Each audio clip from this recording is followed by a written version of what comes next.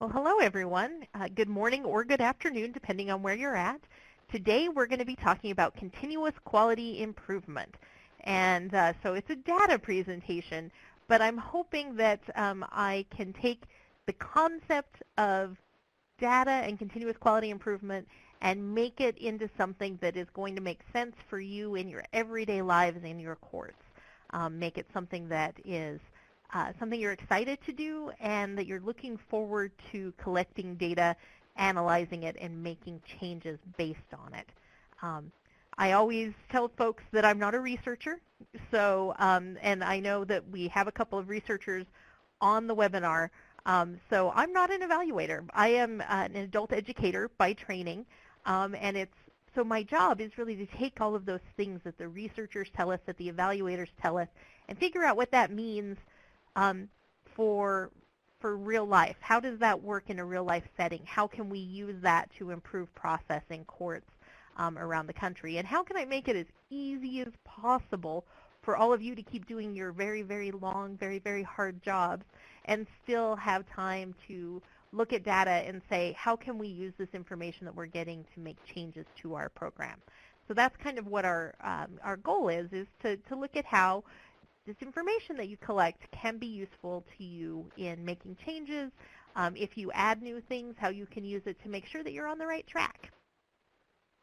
I should tell you at the very beginning here that the points of view expressed today do represent myself, but not necessarily the official positions or policies of anyone in our federal government.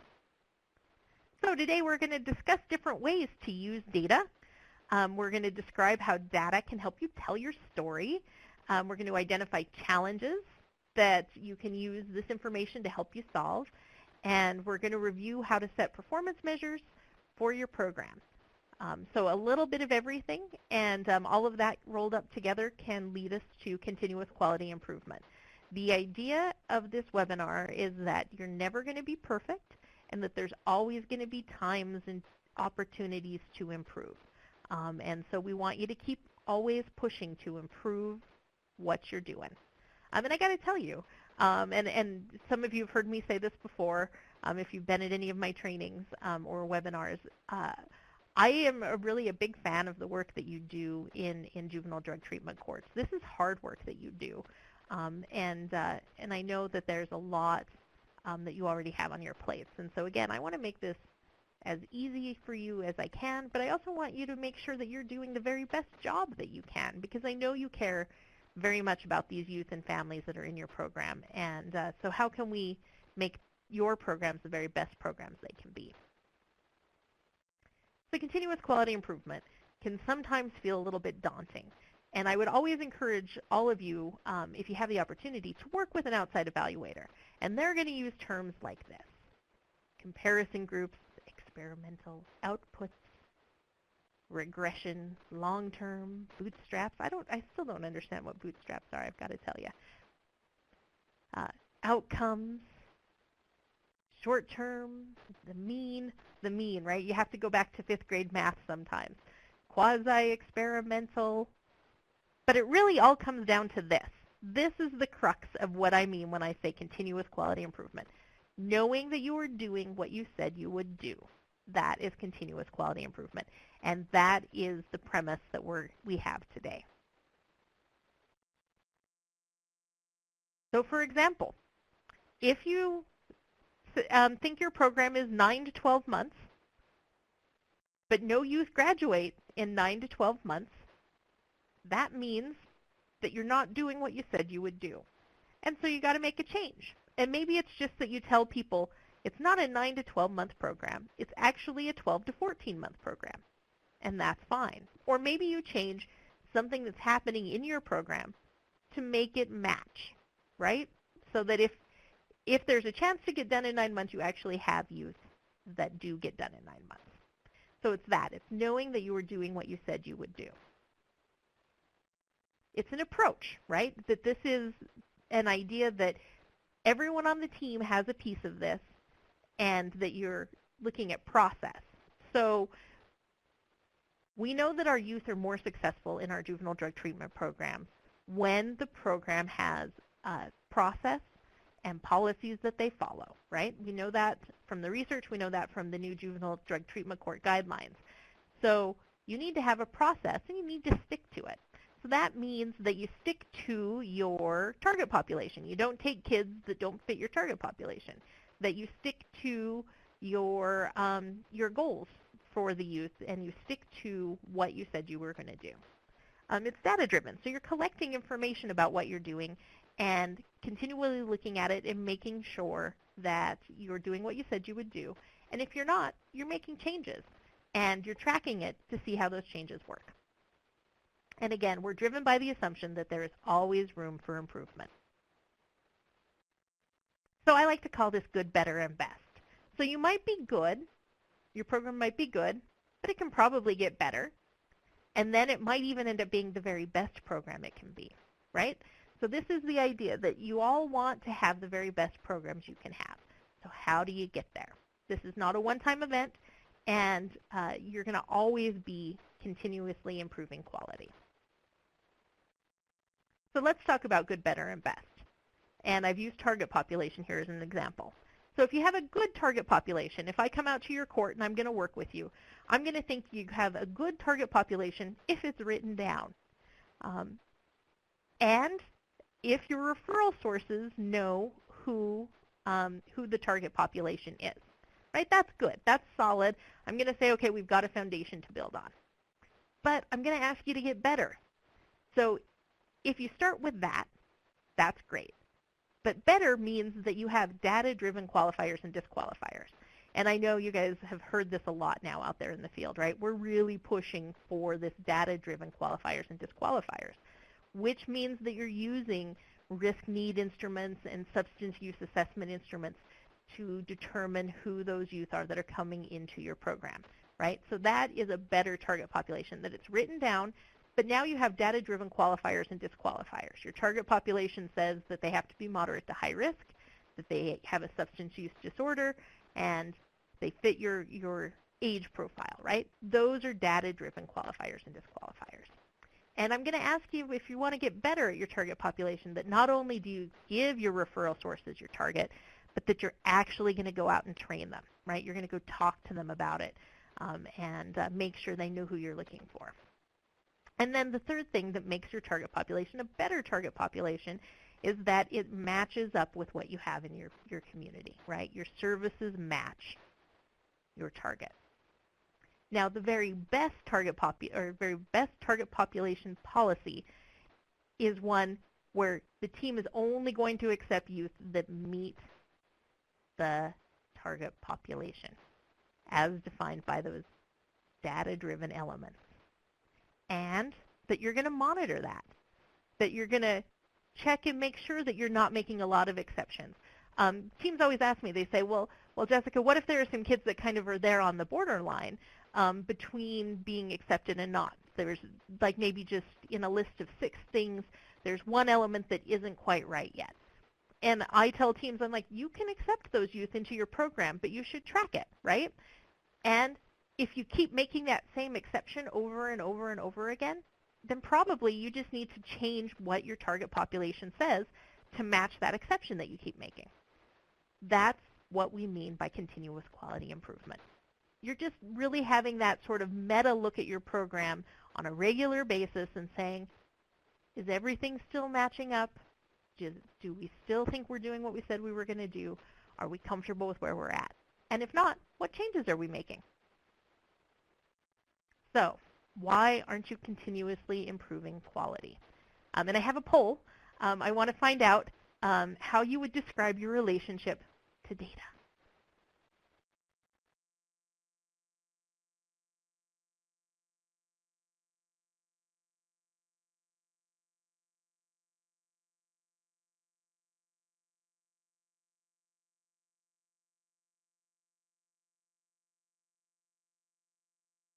Wow, I think we've got some ringers in the audience today. Elo, can you broadcast the results?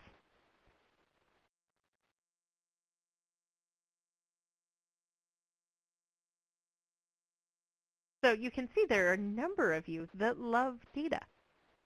Nobody says they hate it. I find it confusing, I think, is a pretty legit response, right? Because if this isn't the world that you work in, then being frustrated or confused or even feeling kind of meh about it, well, that makes sense. But I have some tricks that you can use to get more comfortable with it and to get better at it.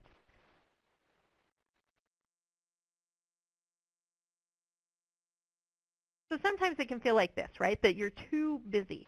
Everybody has about 48 jobs already, because I know that the Juvenile Drug Treatment Court is probably not the only docket that you have if you're a judge. It's probably not the only caseload you have if you're a probation officer. Sometimes coordinators are lucky where this is their only job, but a lot of times it's not. And even if you're a coordinator, you're wearing all of the hats of the Juvenile Drug Treatment Court, and you're often the one called upon to do most of this analysis with data. And so it can feel like this. It can feel like you are these Lego people, and it takes too much time to switch over to put the round wheels on. You're going to just keep doing what you're doing. Or maybe it can feel a little bit scary. And I have a little video clip I want to show you here. So Texas is, nobody wants to hear their baby is ugly. And taking a look at your data might tell you that parts of your baby are a little bit ugly.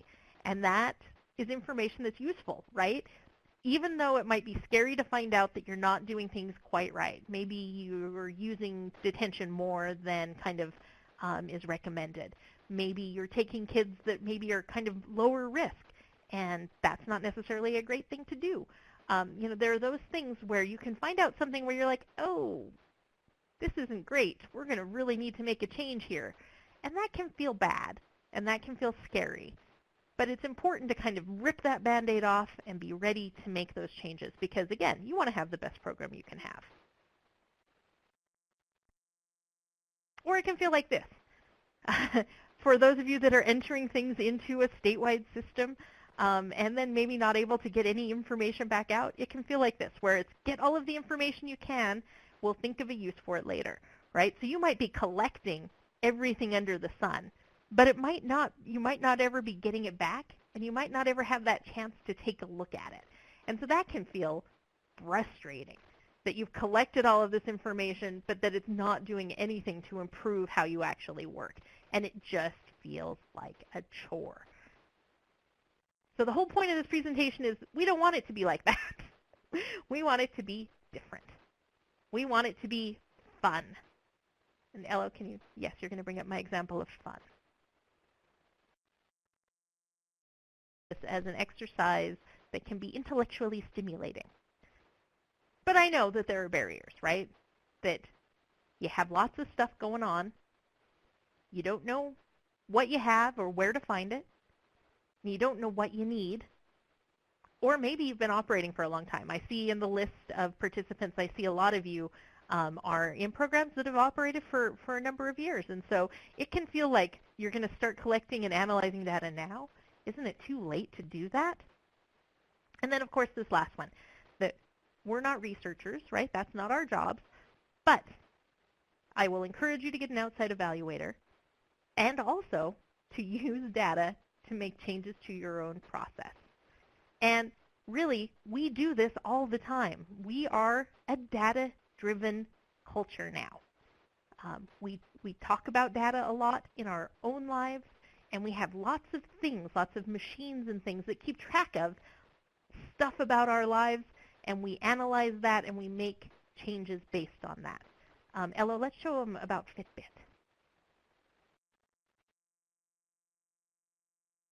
Things we're talking about when we talk about continuous quality improvement. Because what we're talking about is collecting data, right? You guys probably do that already. But then you need to analyze it, and you need to react. So you can imagine that I'm going to assume father and daughter in our Fitbit commercial had set a goal to get in shape for her wedding. And so they had a goal. They had a goal they were working for, and they had probably some benchmarks that they had set for themselves, maybe running up that staircase without getting out of breath or without needing to take a break. That might have been a benchmark, right? And so you can imagine that they were collecting their data, they were analyzing it, and then they were reacting to it.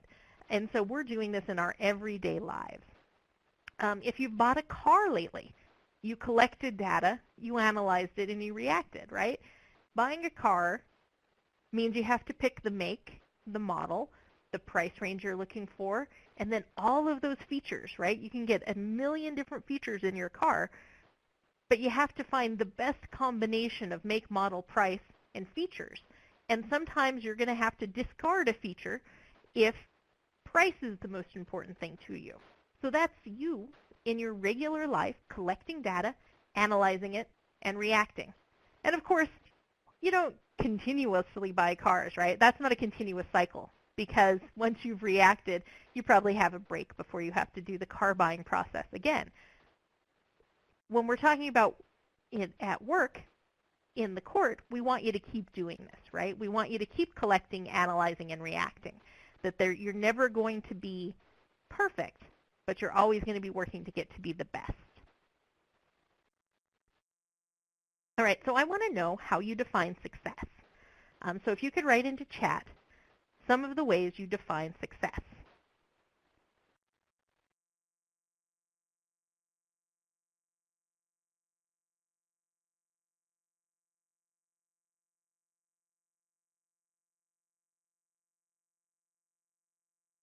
Goals are met?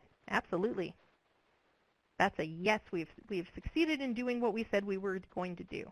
And the young people have succeeded in meeting the goals that they've set for themselves, or that with help from the program, you've helped them set. Long-term behavior changes, yes. Long-term behavior changes are kind of our ideal outcome. Identifiable improvements. Youth meet goals, graduation, reduced recidivism, clean drug screens, absolutely.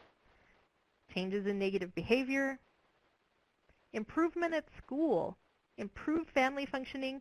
Yes, those are things where you're defining success, but sometimes, right, it's a little bit tricky to measure those things, especially like family improvement or improvement in behavior. And so I'm going to suggest to you, though, that we can measure some of those things, and we can track it, and we can use that information to talk about how your program works and how you do.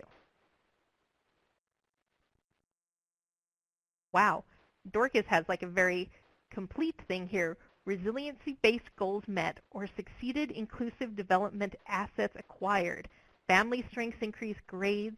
This is great. Yes, absolutely. Those are very important. And a couple of things you guys have touched on here indicate that reassessment of our youth is really important, right? So we want to be able to measure change as they go through the program. And so we define success as improved grades. Well, how will we know if grades have improved? We need to monitor that. We need to collect that data. And then we need to check and see if things are changing. We can do that with things like criminal behavior, with the risk and need factors, and with substance use as well, right? So you should be thinking about, with your program, doing reassessment on a regular basis, depending on, of course, what finances will allow. Ideally, you could be doing reassessments at 3 months, 6 months, 9 months, 12 months, right? That would help you see if there are changes. And hopefully, as youth move through your program, their risk level will go down. Their needs will start to be met, so those will be reduced, and their substance use disorder will change as well. Their diagnosis there will change, right? Those things should all change as youth go through our program. But if you're not reassessing, you can't know that. So think about how you define success, and then how you can track it and how you can measure it. And so you can say to people things like this. Data can help you tell your story. You can say 79% of youth in our program improve their grades. If you're keeping track of young people's grades while they're in your program, and you can see a measurable change between when they start and when they leave, so a young Trevor starts and he has a D in all of his classes, and when he leaves, he has an average of a C. That's an improvement in grades. That's something you can count, and that's something you can report. 83% of our parents report better behavior at home. So this is a way for us to measure that family component, right? Improved functioning with their families. So we can say 83% of the young people in our program have parents who are reporting better behavior at home. And of course, this is not gold-plated, gold standard data, right? So there's qualitative and quantitative data. Qualitative data are those things that are more flavor for telling your story than anything else. And that's what this is. This is qualitative data. This tells us, based on maybe a survey you give to parents, that 83% of those parents are saying, yeah, between the time when they started the program and now as they're about to graduate, their behavior at home has improved. And you can give them some things that'll help clue them into improved behavior, like doing chores, or not talking back, or being home by curfew, or, you know, all those kinds of things. But you'll want to set those, and you'll want to figure out how to measure it, because then you can use that definition of success to help tell the story of your program. There's a lot of places I go where folks tell me that they really feel frustrated that the only measures of success for the program are young people who are sober and don't recidivate, right? Those are kind of our post-program measures of success. But these are also measures of success. And I would encourage you to think about how you can measure these and how you can reflect that success back to the youth in your program, because sometimes they can feel a little bit like, you know, it's a little bit of a drag to be in a juvenile drug court program. And so being able to show them the progress that they've made can sometimes be helpful. Being able to tell your parents about the progress that the young people are making, and of course your community. So thinking about those measures of success and how you can reflect those back out to your community, to yourselves, to your constituents, is very, very important. Another measure of success, how much money are you spending versus how much money would be spent on these young people if they were in the regular probation population. If you can show a cost savings at your juvenile drug treatment court, that's a really great argument to continue to fund your program. So if you can say something like, we save $2.11 per day for each youth in our program, that's a good thing. So be thinking about success, how you can define success, and how you can share success in a meaningful way. All right, and now for something completely different. So you've now seen over the course of this presentation that I am a classic Simpsons fan and a Monty Python fan. So I believe that that should tell you basically everything you need to know about me. All right, so we're going to talk about data for just a minute. So in Jessicaville, this is I always tell people I have this perfect juvenile drug treatment court that operates in my head. So from a theoretical standpoint, I have a perfect court, right? That doesn't have to come up against anything that happens in the real world. So I can talk about this stuff from a theoretical standpoint all day. You all have to deal with real problems, but I have theoretical constructs. So in this theoretical program that I have, though, I like to sometimes introduce problems. So it's a little bit like I'm playing SimCity with my pretend drug court. And so in this particular program in Jessicaville, we're still sending youth to detention pretty regularly. They're going to detention for an average of 30 days during their time that they're in the juvenile drug court. And the length of stay is generally about 5 days. So, you know, we start out maybe with those 2 days in detention, that weekend in detention. But by the time we kind of get to the third or fourth infraction, we're sending them there for about 5 days at a time. And so that's it. That's our detention data from this program that's in my head. So what can we infer from this data? Is this positive or negative data? And what decisions can we make? Well, that's a good question. Those are all good questions. So I'd like you to write in chat. What can we infer from this data? Can you type out your guesses here?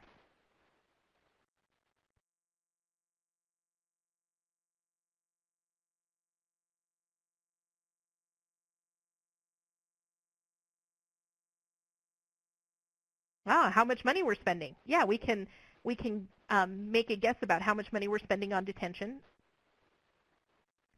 and whether or not we want to keep spending it. Detention might not be being used effectively since we're using it repeatedly, so we're not necessarily getting any effect from it. Oh, and Pauline did the math, and she thinks that kids are going to detention about every 30 days or so, which is about right, yeah. So what needs aren't we addressing? Have we assessed them appropriately? Exactly. There's a ton of stuff we could guess. And then Terry jumps in with, it's not positive or negative, right? Data is just there. That's when we think about, like, being scared of what we might learn when we start to do this. There's nothing to be scared of because this is just information, something that's useful to us, right? So that's what we want to think about this as. This is how we react to it and what we decide to do. That is what's going to affect outcomes. Yes, Teresa, it might be in our baseline to set a new objective, right? So decisions we can make, we might say, that's a lot more detention than we thought we were using, and we want to use less detention. So what are we going to do about that? So we're going to set a baseline. We're going to say we don't want to send kids to detention for the first 3 dirty UAs. We're going to definitely try to do something different for those first 3 not dirty, first 3 positive tests, right? And then we're going to make a plan for what we'll do instead. And then we'll make a plan for when we will start to use detention and under what circumstances. But we're going to be deliberate and thoughtful about it so that we're being, and then we're going to keep track so we can see if we're making a change. How effective can you be in such a short period of time? Well, that's a good question, and that's why we have to keep track of this stuff and take a look at it and meet regularly to talk about our data and what it's telling us. So it can help us solve our problems, right? We just talked a little bit about the detention thing at my imaginary court, but it can help us solve all kinds of problems. And I want you to think about this. Everything you need to know about CQI you learned in 5th grade. You can use 5th grade math to figure out most things, percentages and that kind of thing. And you can also use 5th grade science to identify problems and solve them. Scientific method song, and now it will be in my head for the rest of, well, the week probably. Scientific method, scientific method. I think it's such a great example, though, of how things that we learned, again, when we were in 5th grade can help us now in our day-to-day lives. So I bet, if you think about it, there are things in your program where you're like, I'm not sure that that's working like we think it's working, right? You can think about your program and how it operates, and you might be like, I don't know if we're really giving out as many incentives as we want to. Or maybe our detention, really, we're using that too much. Or it seems like we have kids for an awfully long time. Why are kids in our program for 2 years? Maybe we should think about changing that. And you can think about, and I bet you can identify, a problem or a challenge in your court right now that you can use a version of the scientific method to solve.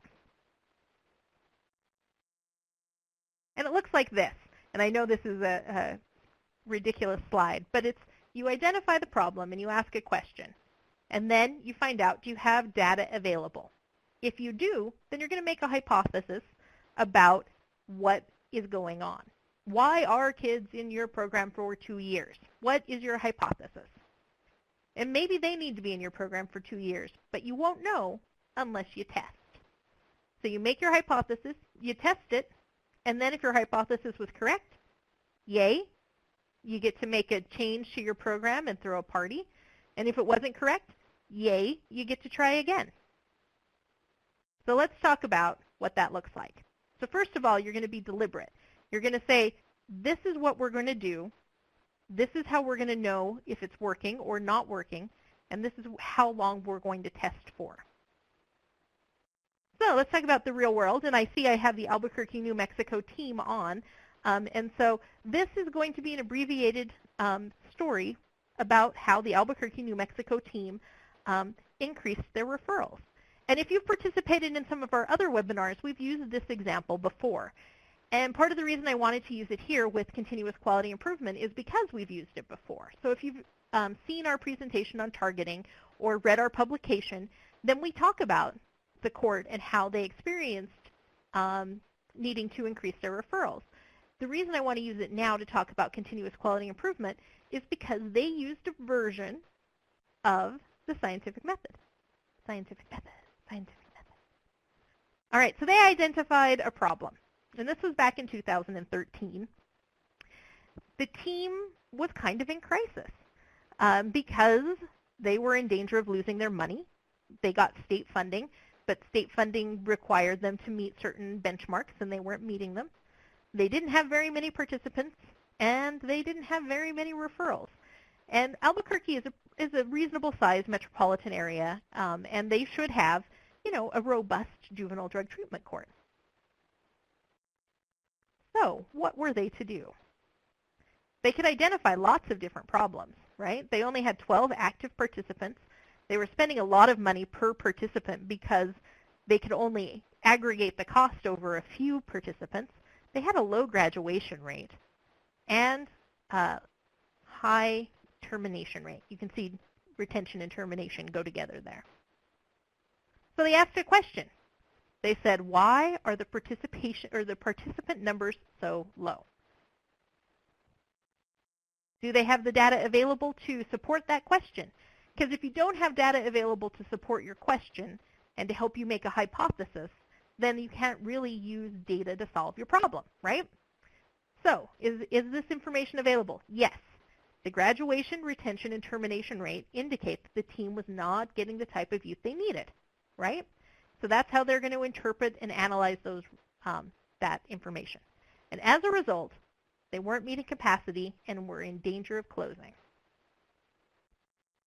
So then the question is, why weren't they getting the referrals? And they formed a hypothesis. And the hypothesis was this. And I know, Albuquerque, I'm simplifying some things here, so I appreciate you letting me use you as an example. But the referral sources didn't like the juvenile drug treatment court, and so that's why they weren't referring the youth. And for this program, the referral source was largely probation. So the probation folks didn't really like the treatment court. Maybe they were worried about giving up some of their caseload, and that would affect their job and their funding. And so they were not referring youth. So this was their hypothesis. So they went to test the hypothesis. And of course, this is not quite like growing the plant from the seeds that we saw in our scientific method video.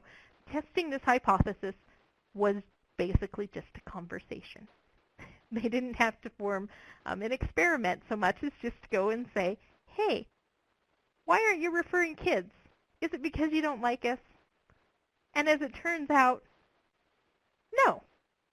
No, that was not the reason why. But because they had the conversation with probation, they found out the real reason.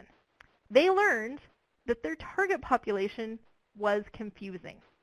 So they were not clear on who those right kids for their program were. And so probation officers would send youth over as a referral, and then they wouldn't be accepted, which, as you can imagine, was pretty frustrating.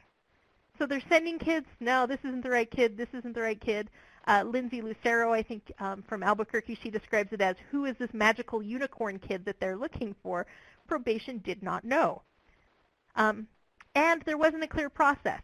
So who received the referral and what happened and who the gatekeepers were was all very, very confusing for the people in probation who wanted to make referrals. So then what happened? And I love this slide. I feel like I want to use this picture of this kid in everything I do. I feel like we get to this point in the presentation and this is how you all feel. Like, oh, this is exhausting. Well, this is what happened, though this is very exciting. Albuquerque changed their program. So they reacted to the data they had collected, right? So they created a better target population. They went out and trained their referral sources. They had a process, so the referral sources knew how to get kids to them. And they didn't all work on it, right? Because you can imagine you have 8, 10, 12 people on your team. It's pretty hard to get the entire team together to work on any one of these things. So instead, they had a small group of their team work on this, and then brought it back to the rest of the team. They made a list of all of the characteristics of the kids that they wanted. And this, remember, was in 2013, so they didn't have information that we all have now. So based on the new Juvenile Drug Treatment Court guidelines, we know that youth should be 14 to 17, moderate to high risk, and with a substance use disorder. So Albuquerque can make changes now to their target population if they need to reflect those things. But at the time, they wanted to make sure that these things were met, right? They wanted a history of prior treatment. That way they knew that they had kids that definitely had a challenge with substance use. They didn't want to take kids that didn't have a substance use disorder because those kids can be served with other programs. They wanted kids that scored moderate to high risk, and they developed a checklist for their referral sources. So they could go out to their referral sources and say, if you can check yes to all of these things, that youth is the right youth. So it wasn't an overnight process, right? They had to make changes, they had to react, and they had to set some benchmarks about where they wanted to get to. So in fiscal year 2015, they had increased their active participation from 12 to 27. Their graduation rate went up because they were actually getting the kids that made sense for the program they had designed. Their termination rate decreased. And as you can imagine, their retention rate increased. And of course, their cost per client went down because they had doubled the number of clients. And so they were being much, much more fiscally effective then with a larger number of clients. So let's talk about performance measures. I don't have what performance measures Albuquerque set for themselves as they were going along. They had some, right? They had benchmarks they wanted to meet as they were doing things, but I don't have that. So we're going to go back and we're going to revisit that drug court in my head. We're going back to Jessicaville. So in my imaginary juvenile drug court, we've identified a problem, and that is that parents, the caring adults, the guardians, and family members aren't really engaged in the process. Not everybody's coming to court, and when we have activities like family game night, not too many folks are showing up, and that's kind of a bummer for us.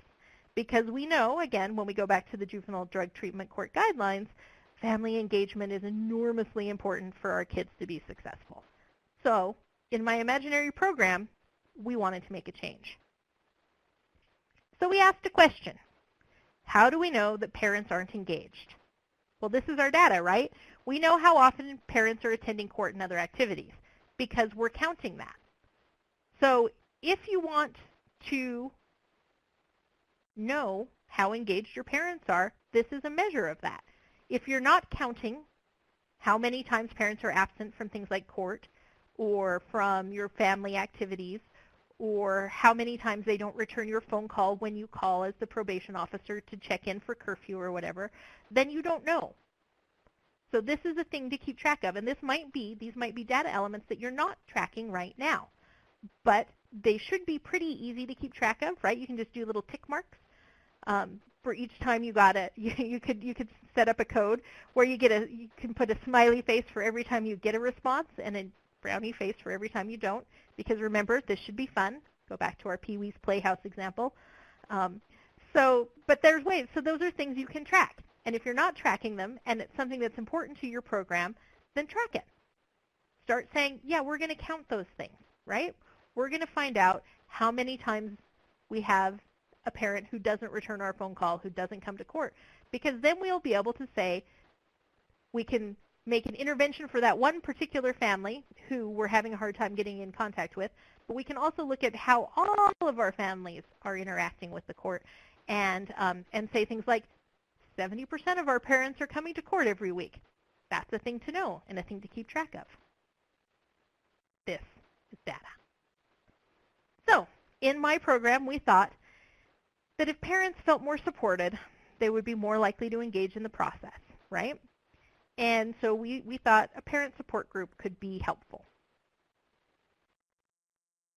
So we decided to plan a parent support group.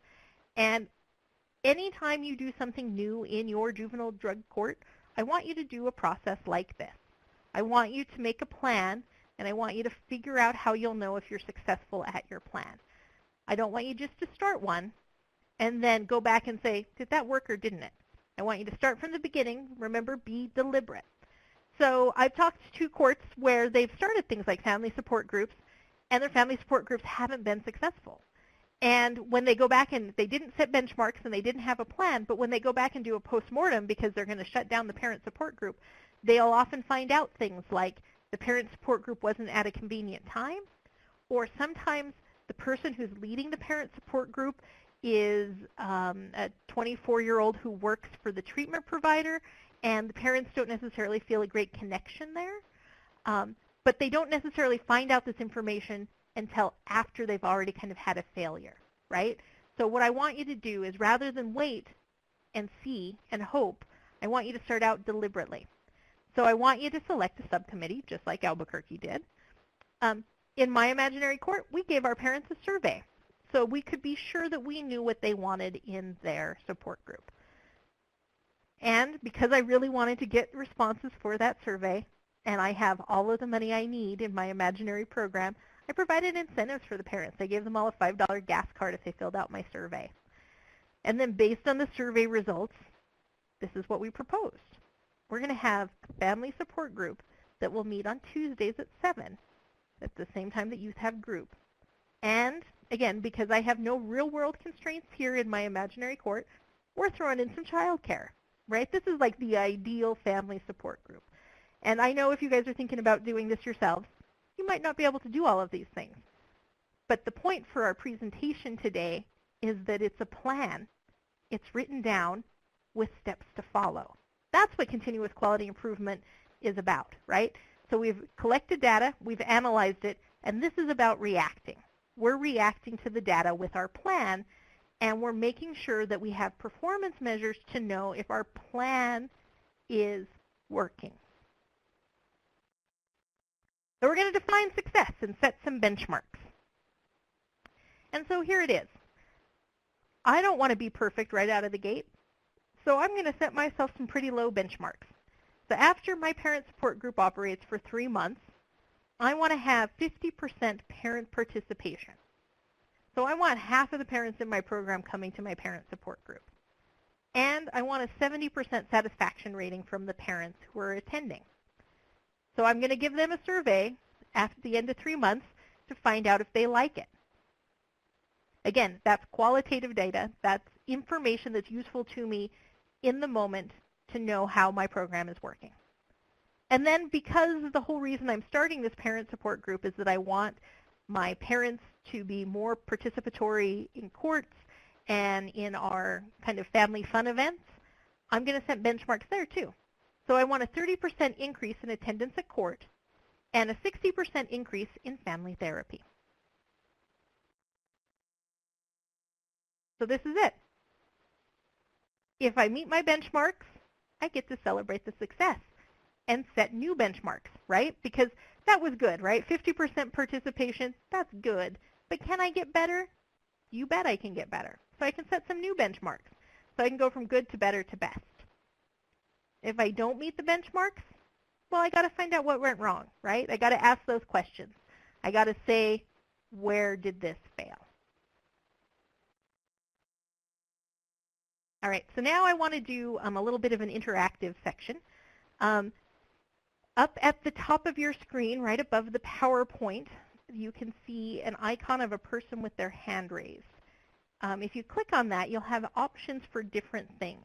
So you have a red X and a green check mark that are both up there. So I want, if you agree, to use the green check mark, and if you disagree, to use the red X, okay? I'm going to give you some scenarios.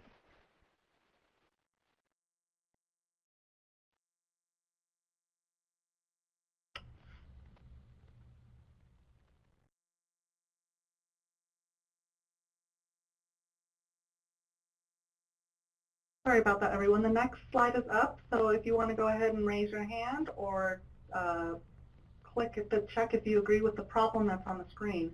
One of our youth in our program complained that girls get more incentives than boys. All right, so do you agree that you can solve this problem with data? Oh, we're getting a lot of green check marks. Yeah, so here's the question you have to ask yourself always, right, with problems that are generated by the youth, is whether or not you're going to take this problem seriously. And so I'm going to say, yeah, let's take this problem seriously. So Trevor, right, my friend Trevor from earlier, he's like, hey, you guys are way easier on the girls than on the boys. And I don't think that's fair. And so you're going to take that seriously. And so you're going to find out. So can you solve that? Yes, you can solve this problem with data.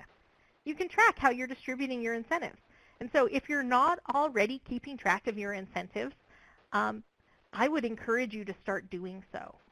One of the things that we really see with our programs is that you get a reputation pretty quickly for being more punitive than positive, right? And that's partly because it's easier to track sanctions. Sanctions are a little bit more discreet than incentives. But incentives are enormously important to changing youth behavior, right? You know that from our adolescent development conversations. And so if you're not really keeping track of your incentives, I want you to start. And you can figure out how that's going to work for you. But that might just be in court that the coordinator is just making little tick marks on her pad, or maybe it's the court clerk that's doing that. Maybe it's even the judge, right? You're just making a little tick, a little hash mark every time a youth gets an incentive. And it can be an incentive like getting to pick candy out of the candy bucket, but it also can be an incentive like praise from the judge, or praise from another team member, or even praise from a parent, right? So when the judge says to that parent, hey, how did Trevor do at home? And mom says, he actually had a really great week. I'm really proud of Trevor. That is an incentive. It's not a huge incentive, right? But it's part of our range of incentives. That's a positive interaction that makes Trevor feel good and want to keep doing the behavior that will get that feeling back again, right? That's what our incentives are for. We want kids to feel good, and we want them to keep doing the things that will make them feel good that aren't drugs. So in this case, Trevor, we need to keep track, right? We need to count. We need to count if Trevor gets applause. We need to count if Trevor gets that tangible incentive. If you give your kids snacks to come to court, to just show up, that's an incentive. You are incentivizing showing up. That's an incentive. Track it. Keep count. So if you're not keeping track of your incentives now, start. And if you start counting them, and you can say, we are giving out a lot of incentives, but are we giving more to the girls than to the boys? And then you can answer that question. So you started counting them, and then if you determine that your team is giving more incentives to girls than to boys, well, that's when you're going to analyze and react, right? So that's when you're going to have the conversation about, why would girls get more incentives than boys? Is it that you have a bias towards the boys in your program? Is it that the boys in your program are more difficult? Is it that the girls in your program are more successful? You won't know unless you track it and ask the question. And a lot of times it might be because you have fewer girls than boys, and so it's the law of averages. You have fewer people to deal with, so you don't have a great large percentage to draw from, so it looks like girls are getting more incentives than boys. But this way, you'll know. You can track it, and you can count it. You can react to it. Okay, next problem. I'm going to clear everyone's history so we can get new green check marks or red X's. So this is a problem we hear when we go around the country, right? That there's an opioids epidemic. And so is this a problem or a challenge that your court's facing that could be solved with data? So if you think yes, it can be solved with data, let's do a green check mark. And if no, then a red X.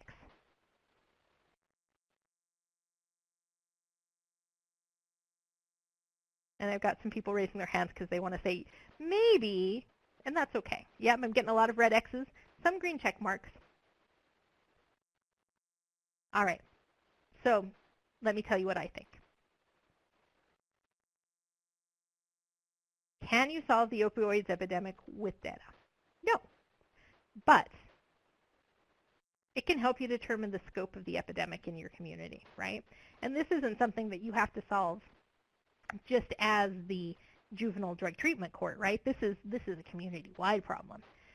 It can help you also identify whether or not this is a challenge for the youth in your community or for the adults in your community. Because I'm going to guess, even if you're having an opioid epidemic among your young adults and adults, those like maybe 20 to 80-year-olds, maybe your 16-year-olds are less likely to use heroin and prescription drugs. And so if you might end up with a few of those kids in your program, but maybe you're going to just do some individualized programming for them, right? So this gives you a chance then to advocate for better funding, better programs where you need them. So maybe what you need for your young people is not more treatment for opioids, but maybe you need prevention, right? For those 14 to 16-year-olds, it's more about prevention. And then maybe you need to help, as part of a community coalition, get better treatment, medically assisted treatments for the other folks in your community that are suffering from the opioid epidemic. But this way you can know, right? You can look at the numbers and know what your challenge is. I was in Montgomery County, Ohio, and they're right there in the heart of the opioid epidemic. And they have folks that are dying because of this. And they actually used their data then. They went and they figured it out to get federal funding to start a family drug court, because that's where one of their biggest problems is. So they were able to look at the problem, look at the data, and use that to get funding. So that can help us, this can help us understand the scope and extent of this kind of problem. All right, last one. So you're referring youth to treatment program X, but the youth are not being successful there. Or at least that's what you kind of feel like. You're at staffing and you're like, why do we keep sending kids over to the Choices program? They're never successful at Choices and we have to put them someplace else anyway, and maybe we should stop referring kids there, right? And Choices is just the thing I made up in my head. It's not an actual, I think there are probably programs called that, but I'm not talking about anything in particular. So, can you solve the problem of referring to this treatment program that you don't feel like is successful? Can you solve it with data? So if you say yes, green check mark. If you say no, red X.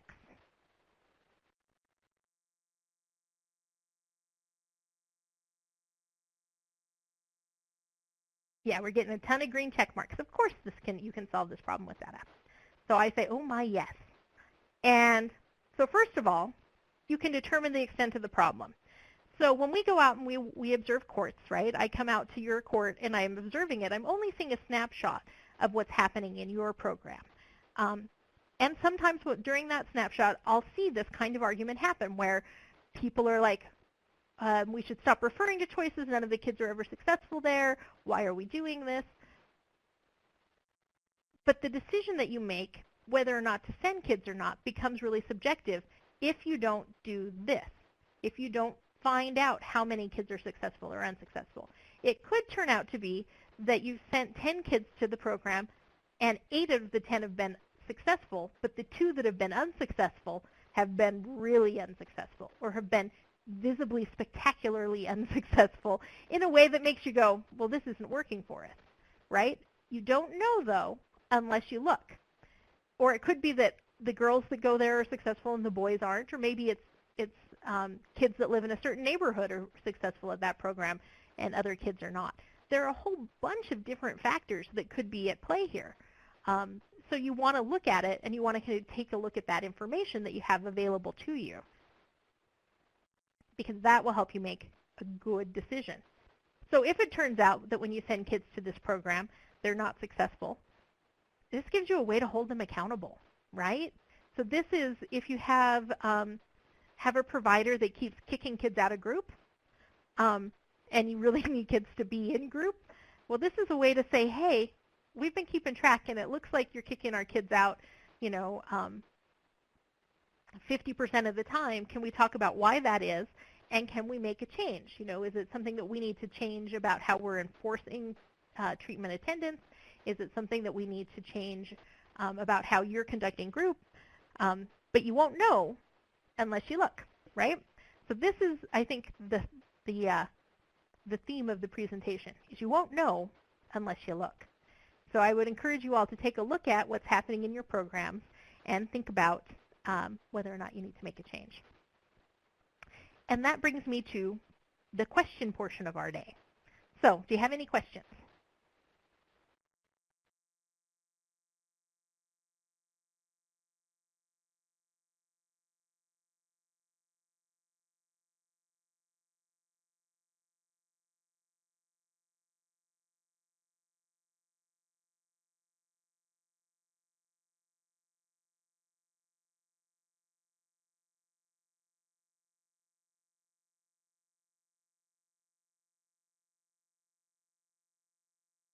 Okay, so Katie says, you mentioned getting an outside evaluator. Can you give us tips on where and how to find an effective outside evaluator? Yes. So there are a number of avenues you can take to find an evaluator. The first and foremost would be your local university. If you can talk to them, there are always kind of graduate students who are looking for projects, and oftentimes they can serve as an outside evaluator. You can contact national organizations like NPC Research, and they do evaluations of treatment courts all around the country. You have to pay them, but they can come in and do an outside evaluation. You can also look to, when we actually have some resources on this that we'll send out, you can look to the national organizations like the National Council of Juvenile and Family Court Judges, but also the National Association of Drug Court Professionals and American University.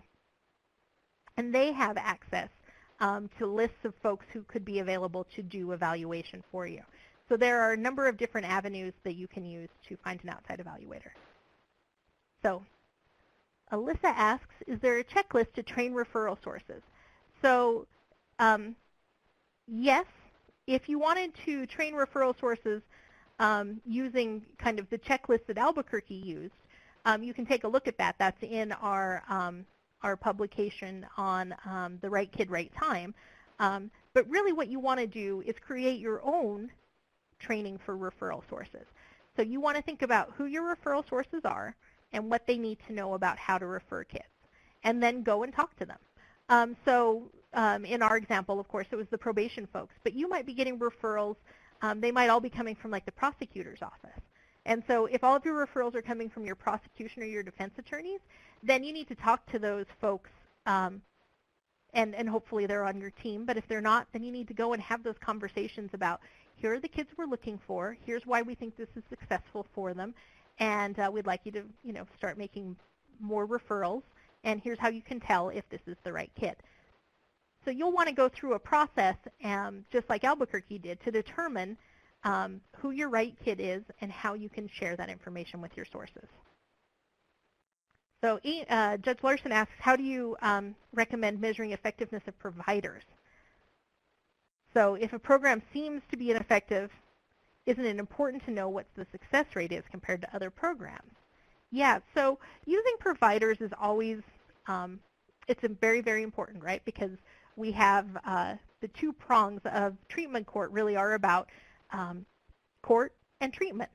So our programs are designed for those kids that can't be successful in court unless they get treatment, right? They're not successful in probation without getting substance abuse treatment, but they're not successful in treatment without that push from court. But working with a provider can be difficult because they have different standards and guidelines and different rules.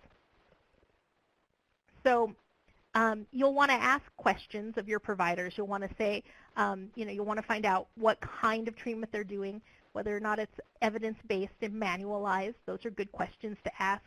And then you'll want to keep track, right? So this is the thing that we're talking about, is you'll want to find out how often the kids that you refer there have infractions compared to other kids. And you'll want to pay attention to what's happening in program for your young people.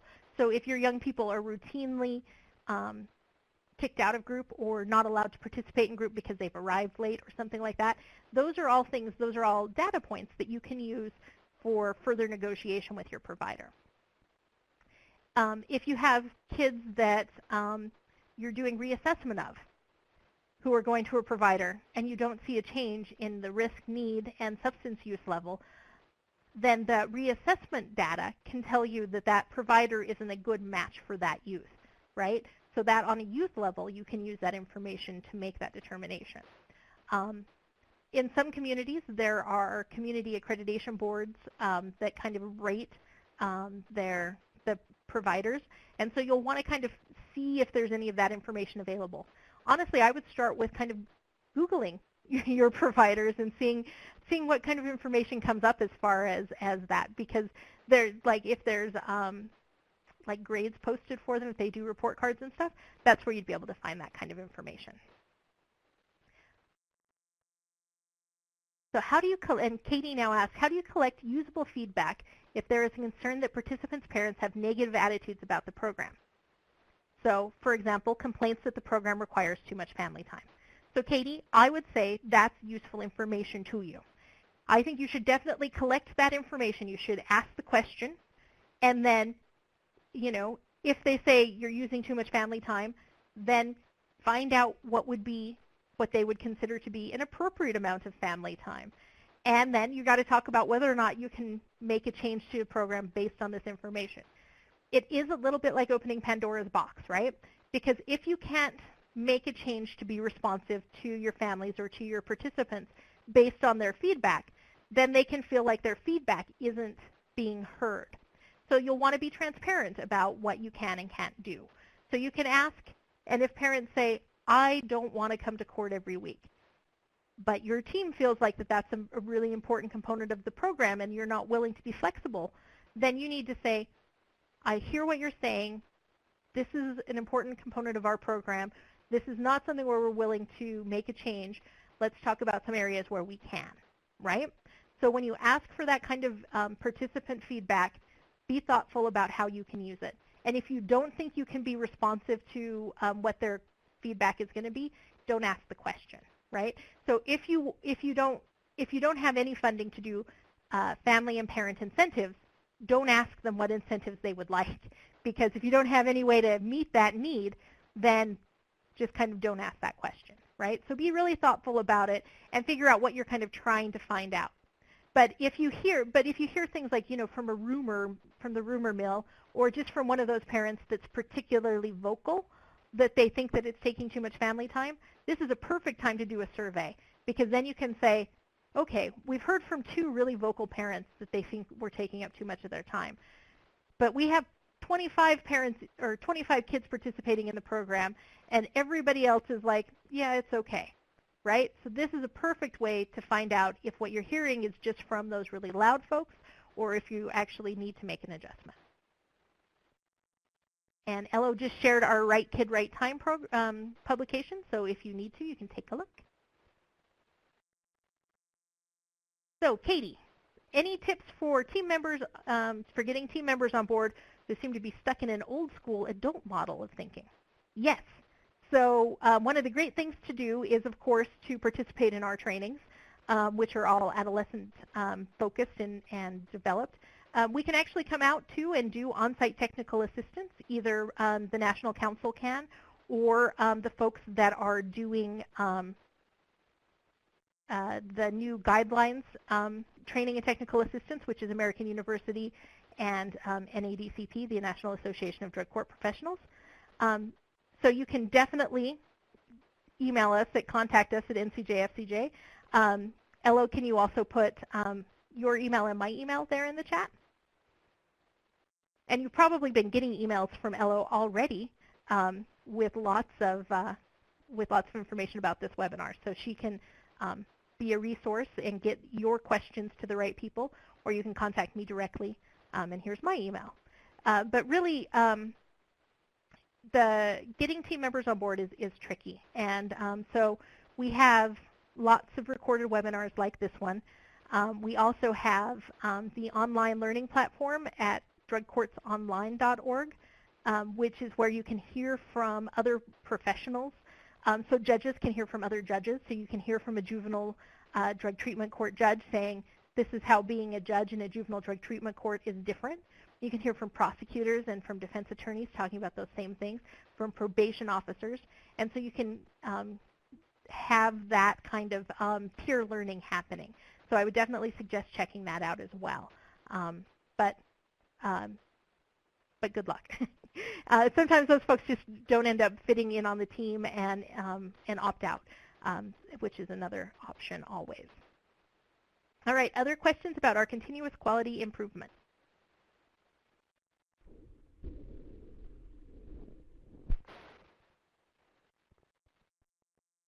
I will say we're also happy to, going back to our evaluation question, the National Council, I don't have any dollars to send an evaluator out to do a full outside evaluation for your program, but I have a ton of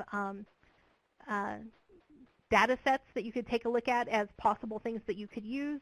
And I do have access to folks from our university here at the University of Nevada at Reno. We have Sarah Tresher, who's our research associate. She can talk to you about how best to prepare to be evaluated, and I'm happy to put you in touch with her or with other folks at our National Center for Juvenile Justice that do all of our research. They can also talk to you about at least the elements of what you would need to undertake a full-blown evaluation of your program. I'd like to really thank everyone for participating today. Hopefully you found this useful, and we're here as a resource for you, so please do feel free to contact us with any questions that occur after the event.